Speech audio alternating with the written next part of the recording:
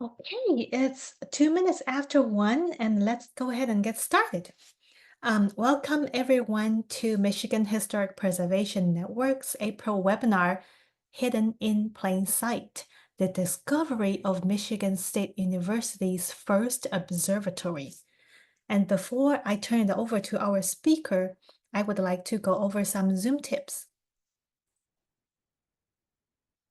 If you have any questions, please type them into the Q&A box as you think of them. All the questions will be answered at the end of the presentation. And if you have any technical difficulties, please also put them into the Q&A box. The Q&A box and the chat boxes are both located at the bottom of your Zoom screen. And if you don't see them, please wiggle your mouse. They should pop up. And please participate in the survey after the webinar concludes. If this is your first time attending our webinar, we are the Michigan Historic Preservation Network. We support the sustainability and economic viability of Michigan's historic places through advocacy, education, and direct action.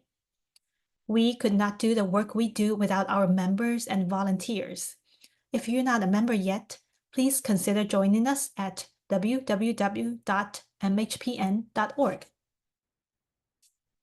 And our webinar series is sponsored in part by an award from the Michigan Arts and Culture Council and the National Endowment for the Arts.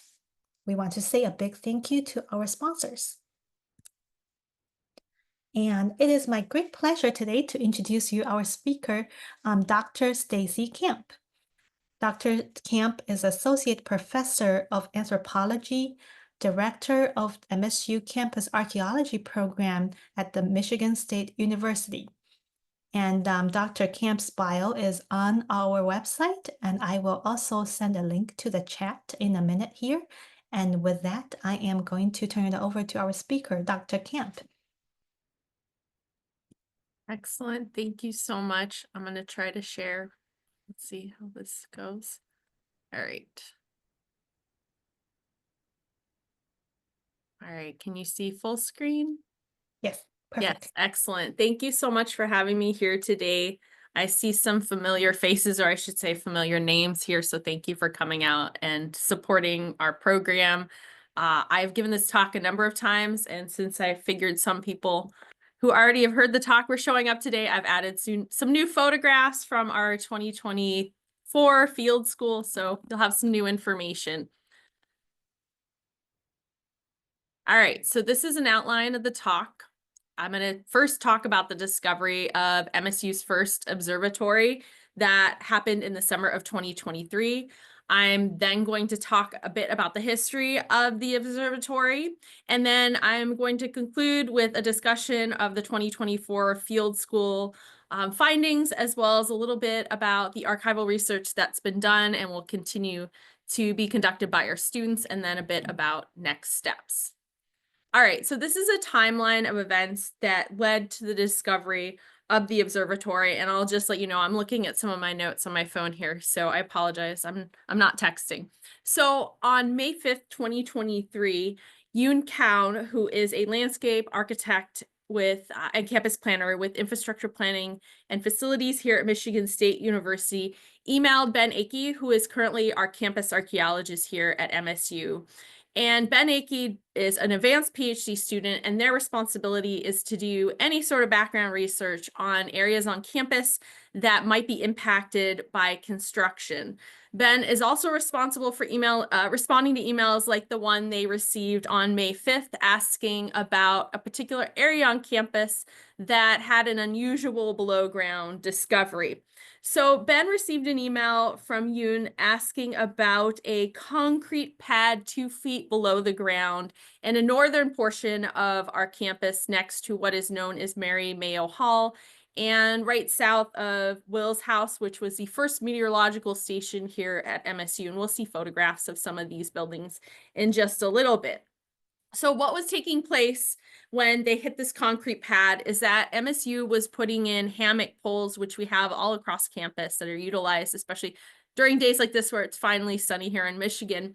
And as the construction workers were installing these hammock poles, they hit something hard. Now, that is not unusual for our campus. There are concrete pads, brick dumps all across this campus because it's easier to dump things than haul them out. So when we received that email, my first instinct was, oh, it's probably nothing, but we always do research when something is encountered below ground. And I'm not going to talk about this today, but MSU has an incredible campus archaeology program that was established by my predecessor, Dr. Lynn Goldstein, in 2005.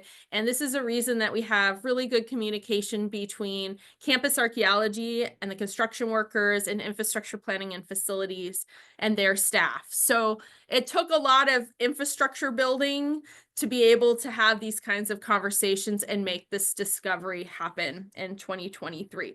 So Ben Akey takes a look at our archives. We have lots of digital archives here at MSU. We have incredible maps. Not always the best scales on them, but we do have great maps. And Ben saw that the first observatory on campus was right there on that landscape.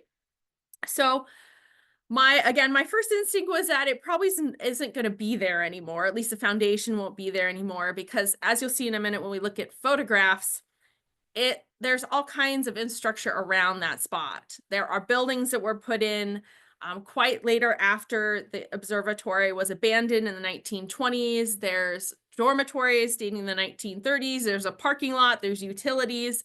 So again, when I saw that map, I thought there's no way that any part of the observatory is there.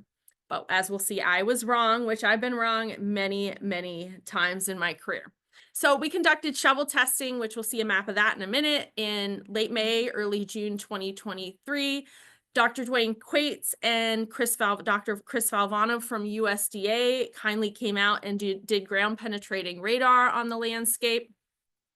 And we'll see the results of that in a little bit. We continue to do archival research and laboratory research on this site in fall of 2023, spring 2024, that's still ongoing. And then we ran a field school last summer to excavate the remains of the foundation and to ground test the GPR data. And then we are continuing to do laboratory research, and potentially we will do additional excavations, just not this summer. All right, so the discovery. I have some maps here. What I want to point out again is how unlikely and how remarkable this discovery is, because there's so many different features that were put into this landscape. So we have a basketball court on the landscape. We have Will's house, which I mentioned is the first meteorological station here on campus. We have lots of trees. We have a parking lot. We have utilities. We have picnic tables. And here's an aerial of campus. We have a number of aerials that are pretty historic. The basketball court was put in the 1980s. You can see where the observatory foundation that we encountered is located. Again, Will's house. Mary Mayo Hall, which is, I believe, 1930 or 1931. That is right next to the observatory. And let's see, I'm going to click on that. Here's another aerial. The picnic tables were put in the 1990s. You see Will's house again, some trees. And here's a photograph that I took in summer 2023. You can see the picnic table here. You see Will's house here. You see the basketball court.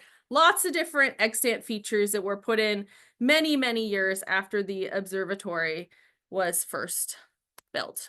All right, so this is the map that we had to figure out where the observatory is located. And it is one of several historic maps that we have from the late 1800s that gives us a sense of what was on the landscape. And you can see that there are little dots on here. Some of those dots are outhouses, which archaeologists like myself love because we can find historic trash in them.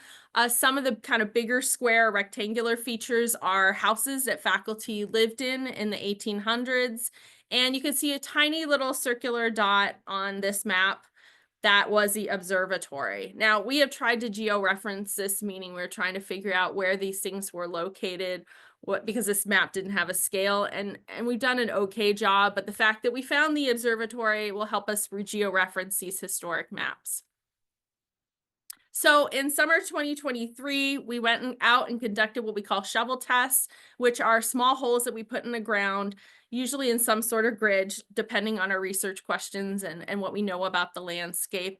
And as you can see, the red holes or the red circles are where we found nothing in the shovel test, meaning no artifacts. And the green circles are where we found artifacts and or part of the foundation. Now there are two squares there that you will see, Unit 1 and Unit 2. And that is where we hit the foundation. So with shovel testing, we're trying to find out if there's anything below the ground without completely disturbing the landscape and using a lot of our time to do so. And it just so happened that Ben Akey, who is leading the crew, our campus archaeologist, the last couple shovel tests that they conducted, they hit something that seemed like a foundation, but they weren't 100% certain. And luckily, they opened up a bigger hole to reveal the foundation. But it is always those last shovel tests where we encounter something. And thankfully, Ben was thoughtful enough to open up those holes and discover the foundation of the building. Here's just what a shovel test looks like. And here's our crew working in the summer of 2023. You can see Unit 1. You can see Unit 2 not that well, and that's where we found the foundation of the observatory. And here's a photo of the foundation.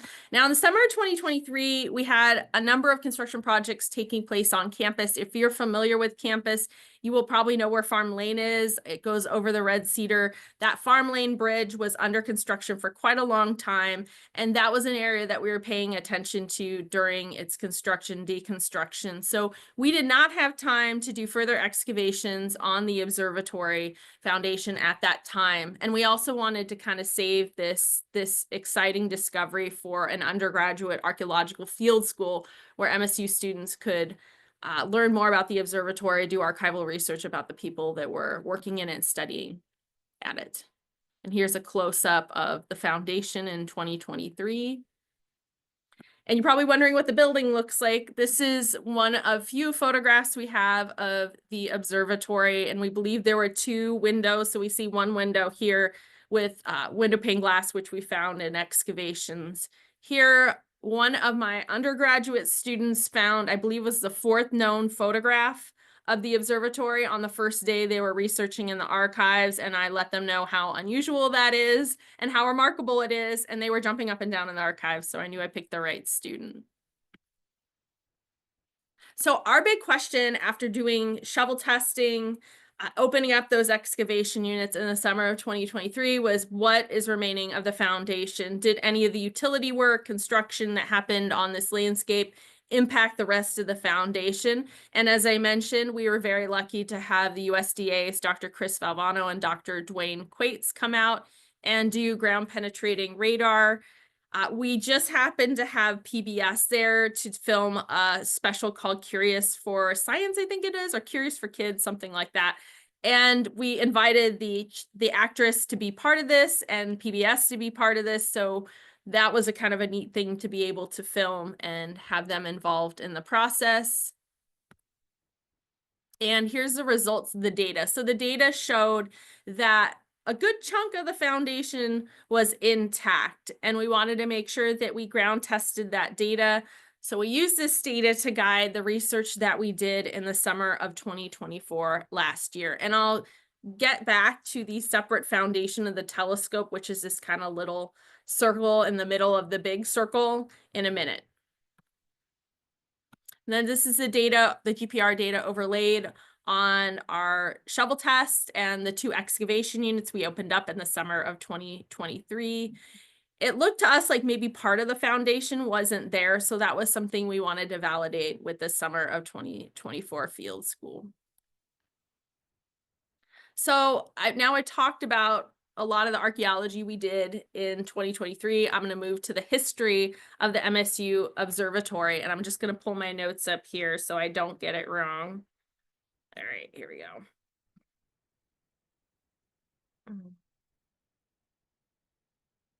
All right, we're going to go to the next slide.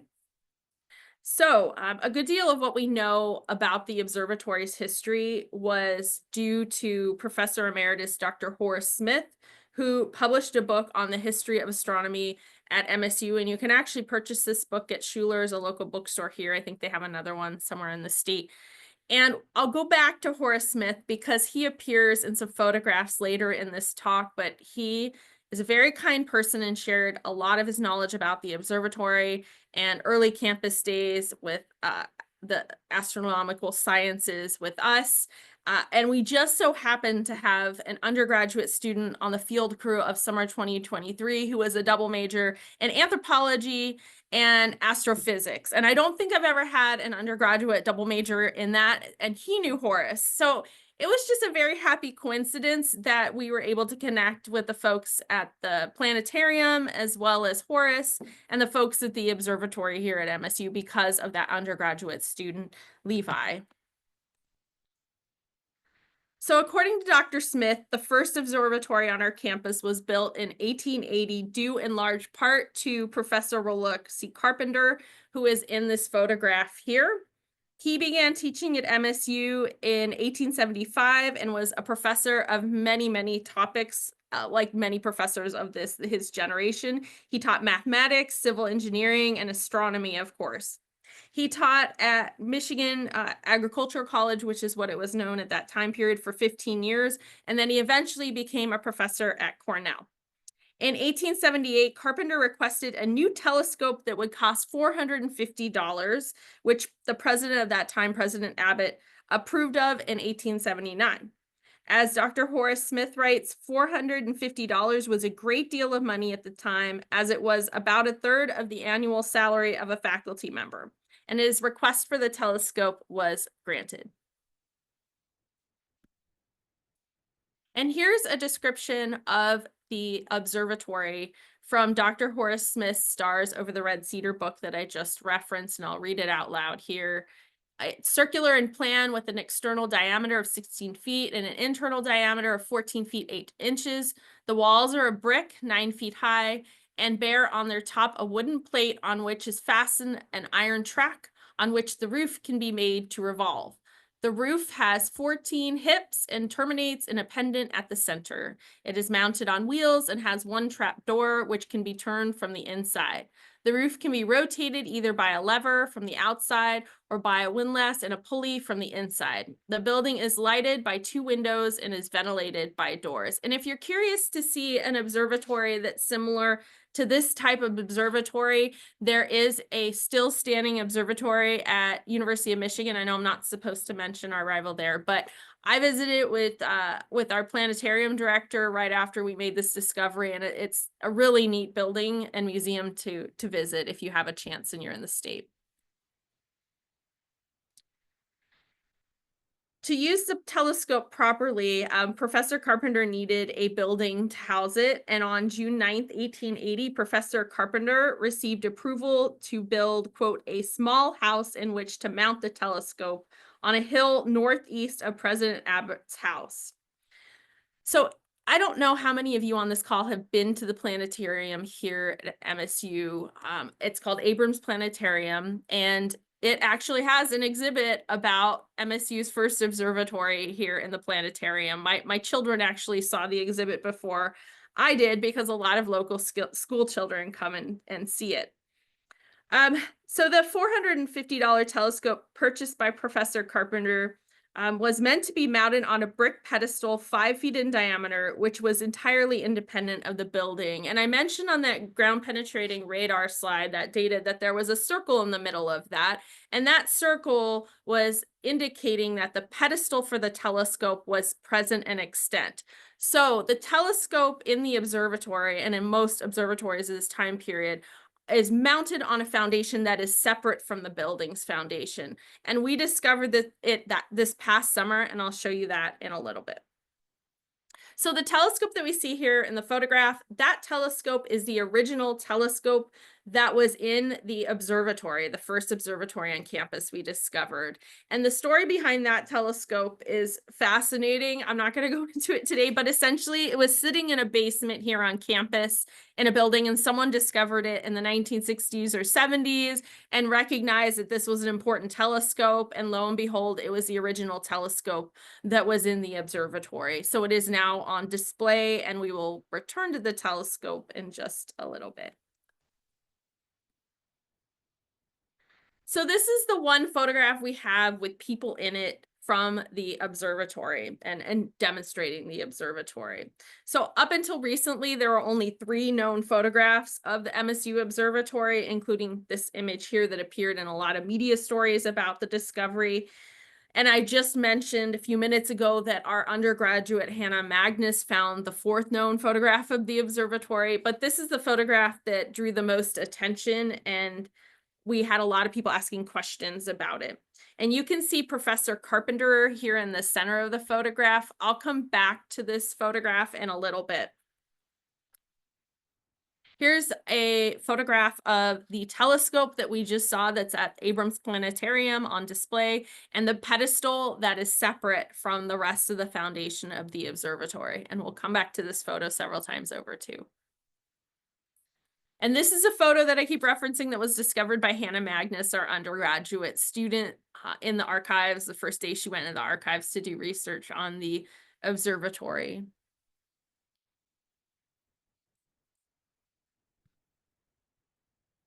All right, so what happened to the observatory?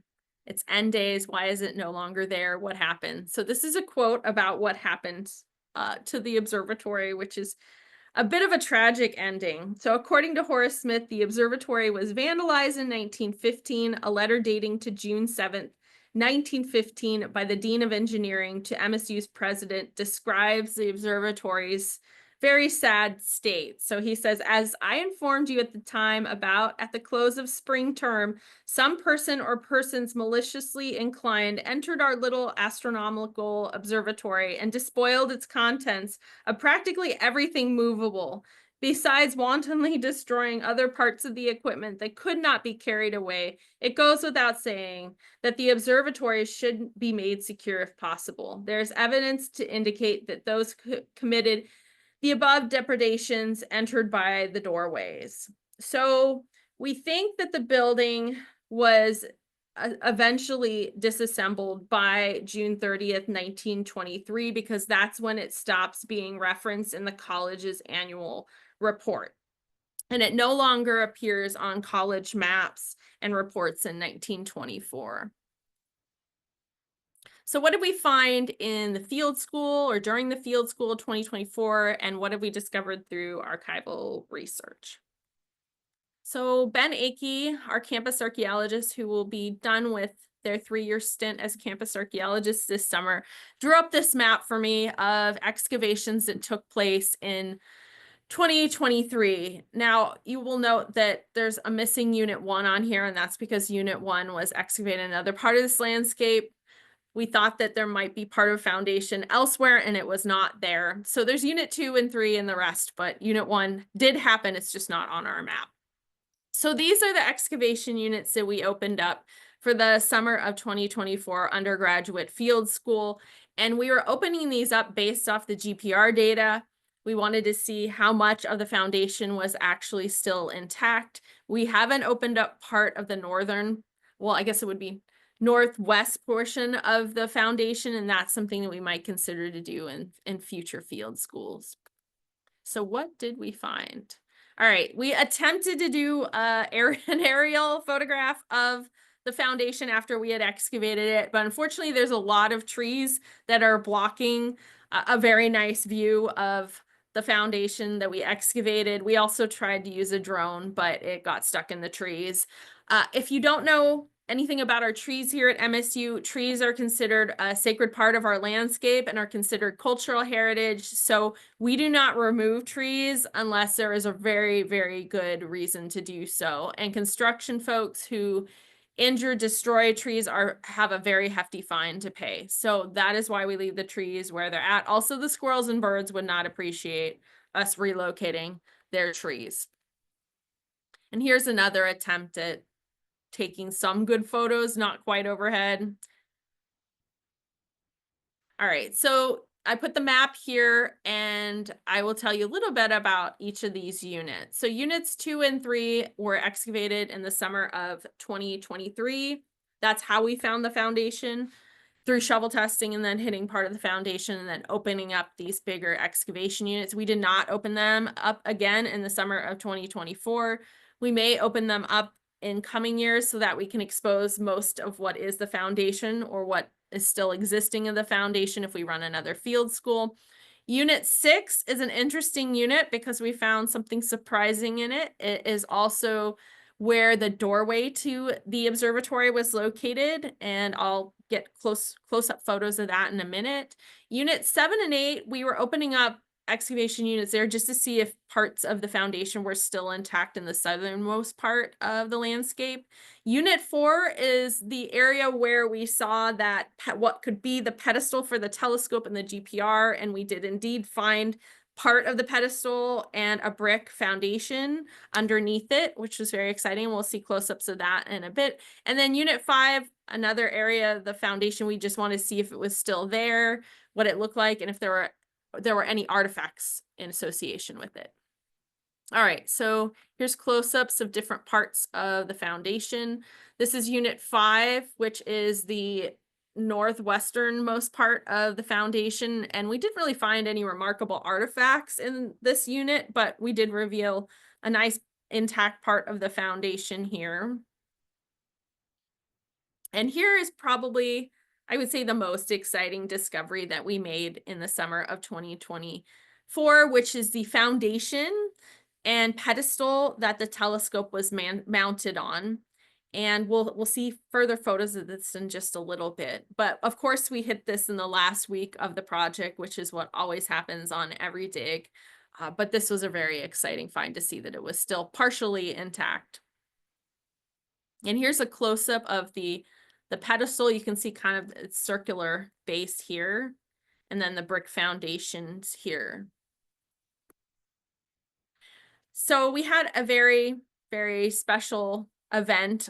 I think it was the last day of the field season before we put dirt in the holes, backfilled the entire site. The director of the Abrams Planetarium, Shannon, she coordinated with me and a couple other parties on campus to bring the telescope back to its original location. We think that it has not been there since maybe 1921, 1922, right after the building had been vandalized and they were considering removing it. So Shannon transported the telescope and brought it to the site. And she's also taken really nice 360 videos of the site that she's been projecting in the planetarium. I've never seen myself projected in 360 ever in a planetarium. I'm not sure I recommend it, but we got to see our whole field crew and the site in 360, I don't know, last month. So this was a really exciting moment. MSU's new president came out with his family. We had a lot of other people come out, including Dr. Horace Smith, who wrote the book I was referencing. So you can see him here in a walker, and his wife came and visited. We had some alumni come and visit. So if you look at the photograph to what is my left, you can see a gentleman handling the telescope, adjusting it, and that is Bob. He is my neighbor, and he graduated from our program here at MSU in engineering quite a long time ago. And he was very eager to learn about this discovery. He worked at NASA at one point. He's on a podcast.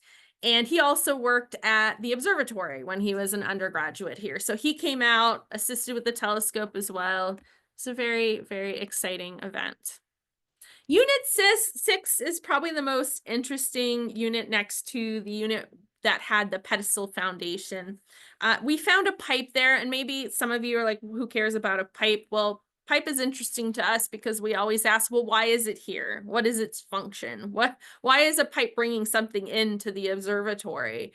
Electricity came to campus a bit later, but there is a possibility that it could have been connected to electricity. We had all kinds of experts come out and look at this pipe, and no one definitively could tell us what its function was. We looked at utility maps, historic utility maps on this landscape, and we still have not quite figured out what this could be. Our planetarium director and some folks who are in astrophysics felt that they wouldn't be piping in anything into the observatory because it would make readings difficult with the telescope. So we're hoping to solve this mystery maybe in the coming years. Or if you know about the pipe, feel free to email us, contact us, and let us know what you think it is. A big question was the pipe put in as they were building the observatory, or was it somehow it got shot through the foundation as they were constructing something else, but it looks like it was a part of the original construction of the foundation.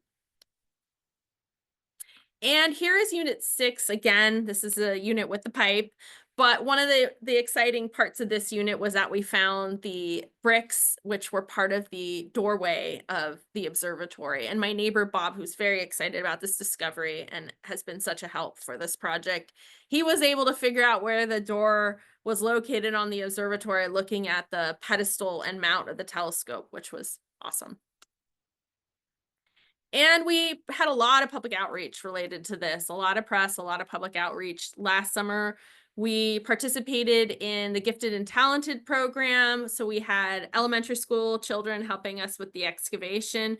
We participated in MSU Grandparents University, which usually happens every year here, but I think they're on a new rotation after the pandemic. So we had about 30 grandparents and their grandchildren participate in the excavations. And then we ran a public archaeology day for the students on my field school helped organize, and they brought out lots of people, including some of the people that are here today.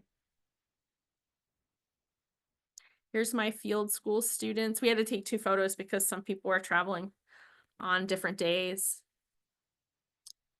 All right, so what do we find? I will say that the artifacts that we found from this project are not as exciting as a lot of the artifacts that I've recovered from homestead sites, from work camps.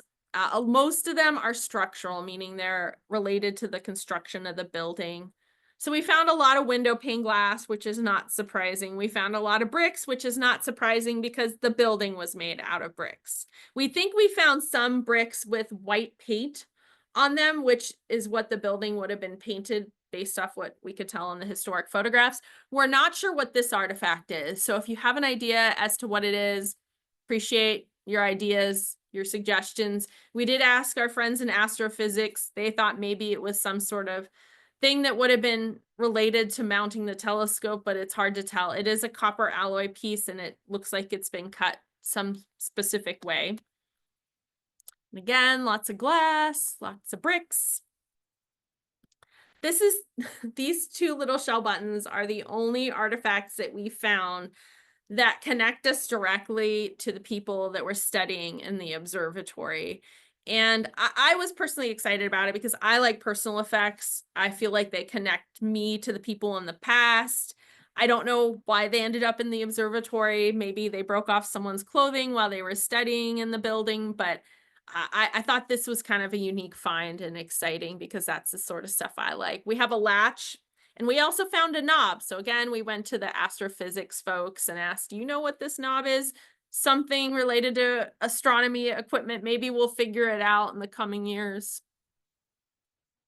We have lots of nails, lots of wire. And one thing about the nails is that they appear to be reused, and that's not remarkable for this time period because metal was a difficult thing to acquire and you had to have a blacksmith to work it. So people reuse nails regularly. And then we did find some faunal remains or animal bones, but the interesting thing is that we only found them in the summer of 2023. We did not find faunal remains, animal remains in the summer of 2024. So perhaps this is related to later activity that was not dating to the observatory's time period. And more window pane glass. We received a great deal of press, and maybe that's why some of you are here for this talk. We were in the Smithsonian Magazine twice over. The Smithsonian Magazine named us as one of the most exciting finds of 2023. We were in the New York Times. We were in the Guardian of all things. We were in Space Magazine. We were in People Magazine. That was kind of entertaining. And my students did most of the interviews, and they did a phenomenal job.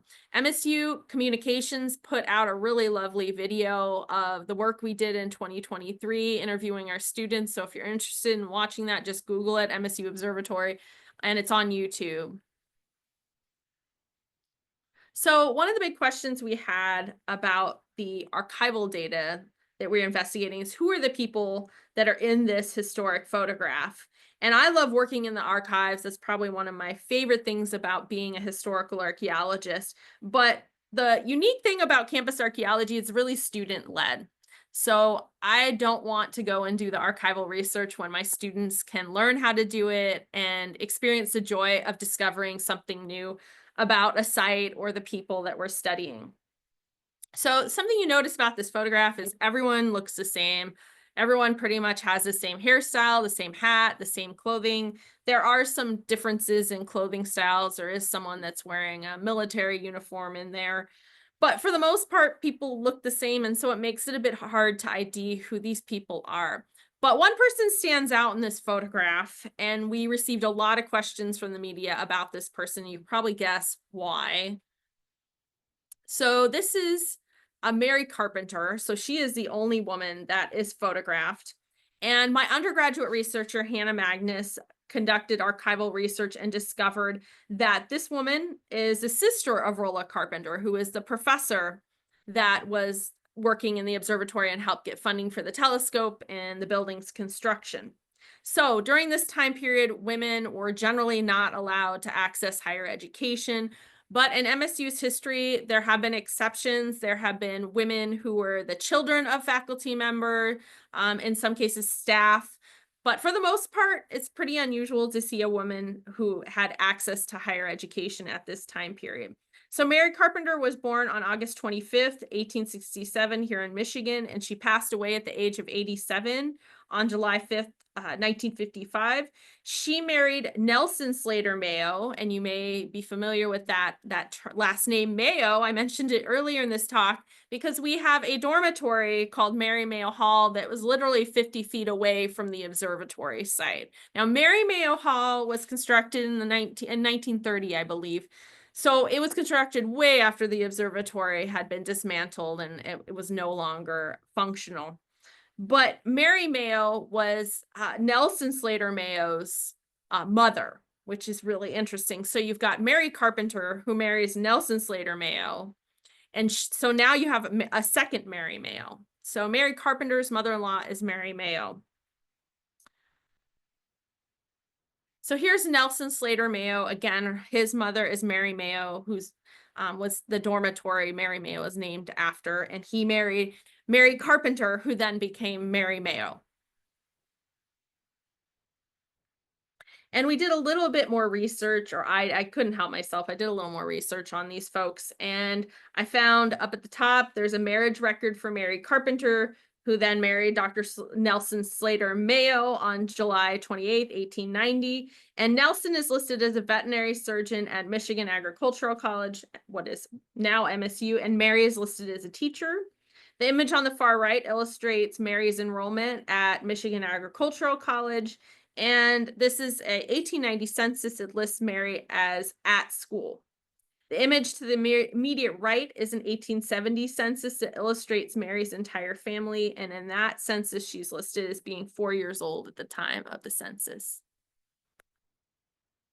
All right, so I'm nearing the end of this talk, and we have a lot to do. We have a lot of archival research to do, and we were very lucky at the beginning of this project, or I should say Hannah and some of my other undergraduates were very lucky that when they started to work in the archives, they immediately found the people, some of the people that were working in the observatory helped construct it. They found a number of photographs related to the observatory or dating the time period of the observatory. But now we're at that phase where we need to dig deeper into the archives because we're not finding as much. And we want to try to figure out who are the rest of the people that are in that photograph. And can we figure that out looking at some of the photographs that are held in MSU archives. MSU archives is very, very organized, but there is a lot of information out there. So my students have kind of hit some roadblocks at this point in trying to ID the rest of the people in the photograph.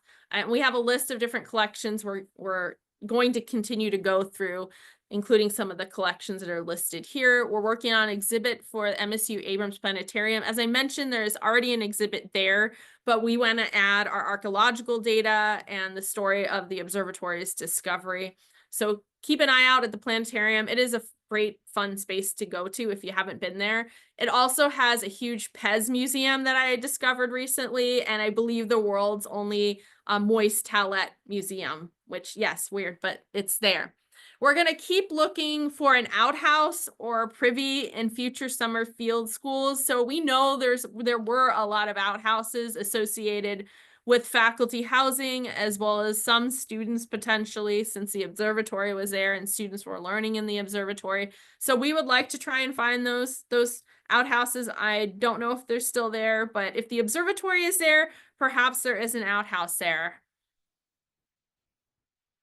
And then I'd like to thank everyone who has been a part of this project. I probably have missed some people, so I apologize in advance, but I appreciate everyone's help and support. And I'm happy to take questions now. Hopefully I'm okay on time. Thank you so much, Dr. Kemp, for the presentation. It's wonderful information for us to learn about the discovery of the Observatory Foundation and then the history. So let's go ahead and move to our Q&A section. Okay, first question. The foundation looks to be made of stone. Didn't the record say it was made of brick? So the building itself was made out of brick, and there were some bricks stacked upon the foundation. But yeah, that is a good question. Okay, and next question. It is an incredible accomplishment to have buildings and grounds communicating with you when they come across something. Is that something that captured in writing as official policy? I have written official policy, but I'm waiting for general counsel to approve it. So it's been tied up with lawyers, but we have some momentum because we have a couple really solid administrators who believe in campus archaeology, and this experience exhibits a value in doing that kind of work and having policy so that other campuses can model after ours. I know a couple campuses here in the United States do have policy, but they also have a lot of funding.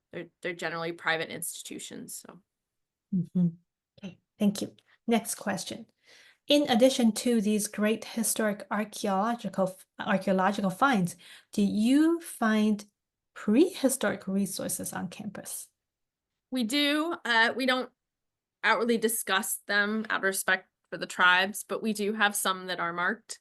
I'm sure there are many, many more that we don't know about. And that's one of the primary reasons that we want to make sure that anytime there is a shovel going into the ground, we know about it. And if possible, we monitor it, meaning we go out and look through the dirt and make sure that they're not finding any sort of indigenous artifacts. If they do find them, then we would like them to stop construction and consult with the tribes.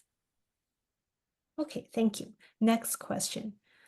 When you are shovel testing and digging on campus, how do you secure the sites when you are not there?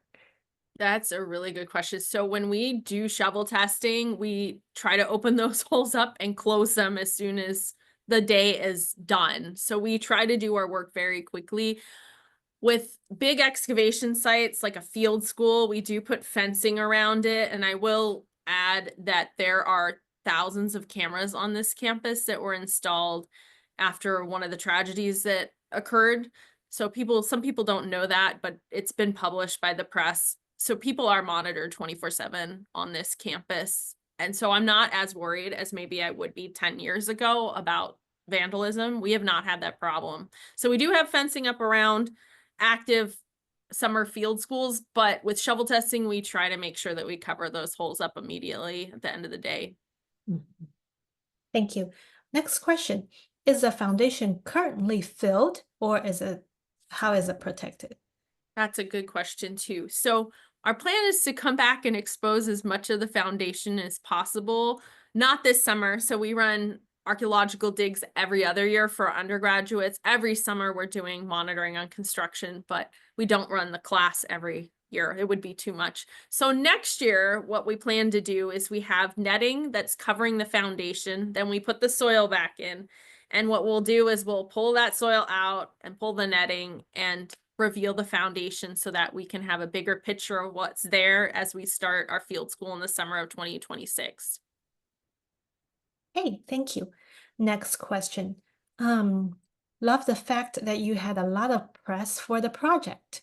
Has that attracted any donors for your work? We had some people offer to donate, but I didn't try to facilitate that, and that's something that I'd like to work on in the future.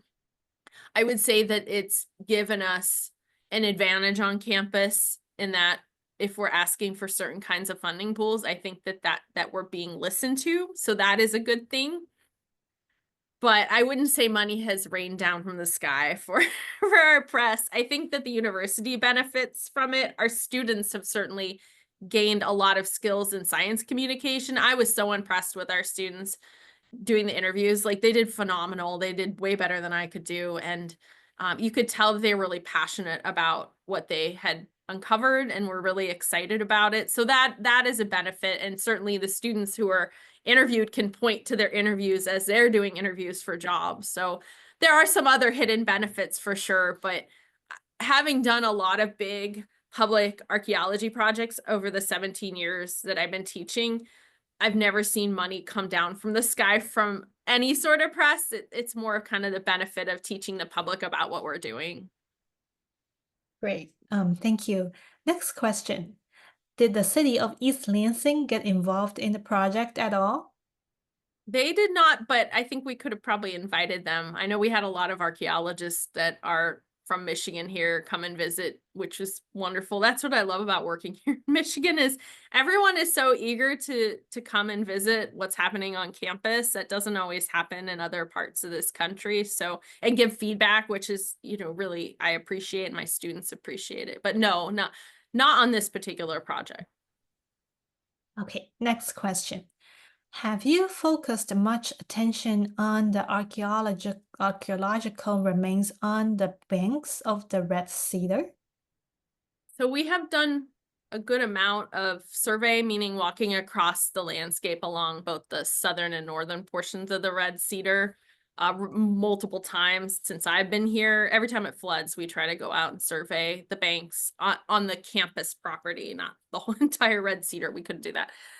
So we've seen some historic materials doing that, map that. We have done excavations on the Red Cedar or right next to the Red Cedar that always produce historic archaeology. And that's because people across time have been using trash to fill up the Red Cedar because it floods. So yes, there's a good amount of historical archaeology along the Red Cedar, but I would say anywhere where people are living and there's water, people are throwing trash in it. Okay, next question. When the Memorial Hall came down, there were multiple privies found around the property, and that they rich in artifacts. I don't know that much about that because I wasn't here, but I'm assuming they're referencing perhaps the Saints Rest outhouse. I'm not sure. I don't have an answer to that question. I'll go and look in our archives. Okay, thanks. Next question. So what's next for archaeology at MSU? Well, that's a pretty big question. I don't think I can answer it alone. I have my own research, which is very separate from what happens in campus archaeology. My main research is on immigrants in the Western United States and people that came to the Western United States from predominantly Asia and Mexico. So I have my own field projects out west. I have a lot of different projects going on there. But my hope for archaeology, or at least campus archaeology, is that at some point it can go to someone else that's here on faculty, because I firmly believe that a different set of eyes can change a program positively and someone can bring new ideas and creativity to campus archaeology. And that's really what this program has been all about, is bringing a new lens or ideas to campus history through our students and faculty. So at some point, I'm hoping we can rotate the faculty here so some people can direct campus archaeology that are not me. I love campus archaeology. I'll always be passionate about it, but I think it's always good to have a fresh set of eyes. We've lost a lot of faculty in our department due to retirements, so that's been a bit difficult for sure.